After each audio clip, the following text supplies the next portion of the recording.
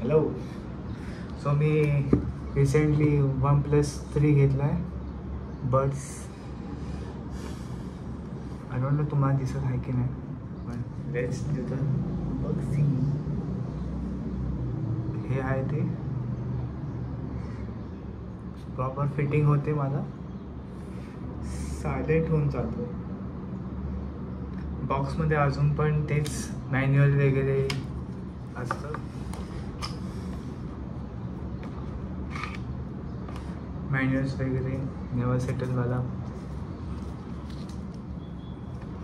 And extra earpiece as you know, आणि type C charger जसं मला पाहिजे माझ्या नीचानुसार तसं आहे ते.